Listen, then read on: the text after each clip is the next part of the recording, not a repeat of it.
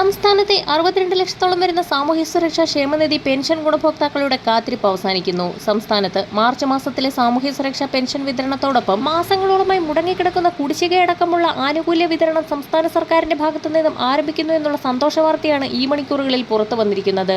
സാമൂഹ്യ സുരക്ഷാ പെൻഷനുകൾ, കുടിശ്ശിക വിതരണം, ക്ഷേമനിധി ബോർഡുകളിലെ കുടിശ്ശിക തീർക്കൽ, നിർമ്മാണ തൊഴിലാളി മേഖലകളിലെ കുടിശ്ശിക വിതരണം, ധനസഹായങ്ങൾ, സർക്കാർ ജീവനക്കാരുടെ ക്ഷാമബത്ത ക്ഷാമാശ്വാസ കുടിശ്ശിക തീർക്കൽ, സാമ്പത്തിക വർഷാരംഭത്തിലെ ചിലവുകൾ മറികടക്കൽ എന്നിവയടക്കമുള്ള നടപടികളാണ് സംസ്ഥാന സർക്കാരിന്റെ ഭാഗത്തു നിന്നും ആരംഭിച്ചിരിക്കുന്നത്.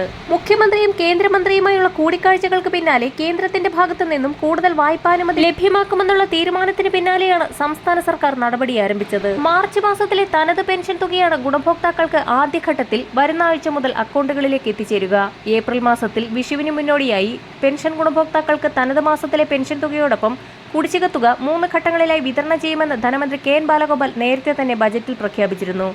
ഏപ്രിൽ മാസം 14-ന് മുന്നോടിയായി ഗുണഭോക്താക്കൾക്ക് ഒരു ഗഡു കുടിശ്ശികയടക്കം 3200 രൂപ വീതമാണ് എത്തിച്ചേരുക.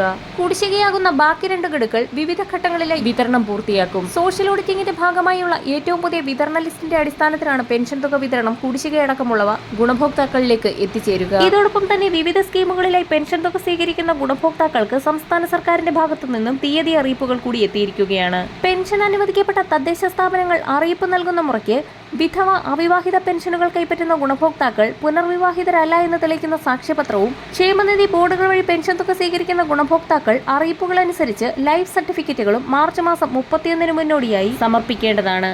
കേരള പ്രവാസി കേരളീയ ക്ഷേമനിധിയിൽ നിന്നും പെൻഷൻ, കുടുംബ പെൻഷൻ, അവശതാ പെൻഷൻ എന്നിവ കൈപ്പറ്റുന്നവർ 2025 വർഷത്തെ ലൈഫ് സർട്ടിഫിക്കറ്റ് മാർച്ച് 31-നകം സമർപ്പിക്കേണ്ടതാണ്. ബോർഡ് നിഷ്കർഷിച്ചിട്ടുള്ള മാതൃകയിലുള്ള ലൈഫ് സർട്ടിഫിക്കറ്റ് ഗസറ്റഡ് ഓഫീസർ മുഖാന്തരം സാക്ഷ്യപ്പെടുത്തി തപാലിൽ തിരുവനന്തപുരം ഹെഡ് ഓഫീസിലേക്ക് അയച്ചു നൽകേണ്ടതാണ്.